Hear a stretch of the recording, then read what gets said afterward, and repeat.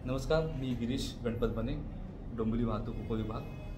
दिनांक 7 सप्टेंबर ते दिनांक 17 सप्टेंबर या कालावधीमध्ये गणेशोत्सव सण हा सर्वत्र उत्साहाने आनंदाने साजरा होणार आहे। या कालावधीमध्ये कुठेही वाहतूक कोंडी होऊ नये म्हणून वाहतुकीमध्ये काही उपाययोजना करण्यात आलेल्या आहेत। माननीय पोलीस आयुक्त ठाणे शहर श्री आशुतोष डुमरे सर, माननीय सहपोलीस आयुक्त डॉक्टर ज्ञानेश्वर चव्हाण सर, माननीय पोलीस उपायुक्त श्री पंकज शिरसाट सर आणि माननीय सहाय्यक पोलीस आयुक्त श्री संजय साबळे सर यांच्या मार्गदर्शनाखाली काही बदल करण्यात आलेले आहेत। त्या बदलाबाबतची मी थोडक्यात माहिती आपणास इथे देऊ इच्छितो। या संदर्भात नोटिफिकेशन माननीय पोलीस उपायुक्त वाहतूक श्री पंकज शिरसाट सर यांच्या आदेशाने जारी करण्यात आलेलं आहे। हे बदल जे आहेत हे असे आहेत। चोळेगाव तलाव या ठिकाणी मोठ्या प्रमाणात गणपती विसर्जन होते। या ठिकाणी हनुमान मंदिरकडून बंदिश पलीकडे जी वाहनं येतात याकरता या वाहनांना आम्ही हनुमान मंदिर येथे प्रवेश बंद केलेला आहे आणि ही वाहने पर्यायी मार्गाने मसोबा चौक 90 फीट रोड मार्गे पुढे इच्छित स्थळी जाऊ शकतील। यानंतर मोठागाव रेती बंदर या ठिकाणी देखील मोठ्या प्रमाणात गणपती विसर्जन होते। या ठिकाणी ठाणे मुंबई येथून माणकोली मोठागाव ब्रिजवरनं मोठागाव डोंबिवली पश्चिम येथे जी वाहनं येतात या वाहनांना आम्ही माणकोली अंजूर दिवेगाव लोढाधाम येथे प्रवेश बंद केलेला आहे।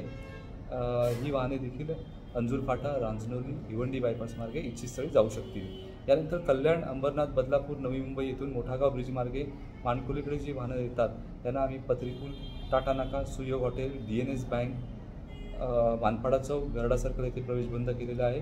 ही वाहने शिळफाटा अथवा दुर्गाडी चौक येथून ते पर्यायी मार्गाने जाऊ शकतील। यानंतर ठाकुर्ली व डोंबिवली पूर्वेकडून मोठेगाव ब्रिज मार्गे माणकोलीकडे जी वाहनं येतात त्यांना आम्ही कोपर ब्रिज आणि ठाकुर्ली ब्रिज या ठिकाणी आम्ही प्रवेश बंद केलेला आहे आणि वाहनं देखील शिळफाटा मार्गे अथवा दुर्गाडी चौक कल्याण येथून ते इच्छित स्थळी जाऊ शकतील। यानंतर डोंबिवली पश्चिमेकडून मोठागाव ब्रिज मार्गे माणकोलीकडे जी वाहनं येतात त्यांना मोठागाव ब्रिज येथे आम्ही प्रवेश बंद केलेला आहे आणि सदरची वाहने शिळफाटा व दुर्गाडी चौक येथून इच्छित स्थळी जाऊ शकतील।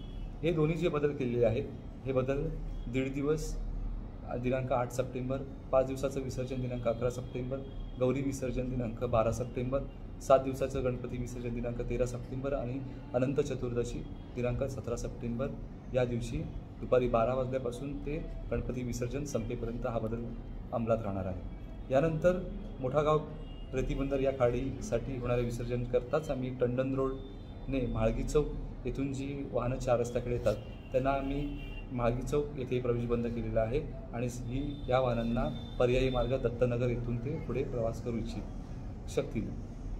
हा बदल फक्त आम्ही 11व्या दिवशी दिनांक 17 सप्टेंबर रोजी दुपारी 1500 वाजल्यापासून ते गणपती विसर्जन होईपर्यंत हा बदल अंमलात राहणार आहे।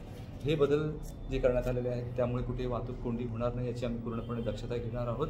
सर्व गणेश भक्तांना नागरिकांना विनंती करण्यात येते की कुठेही वाहतूक कोंडी होणार नाही याची आपण दक्षता घ्यावी आणि पोलिसांना सहकार्य करावं। हा सण आनंदाने उत्साहाने कायद्याचे पालन करून आपण पार पाडू। जय हिंद, जय महाराष्ट्र।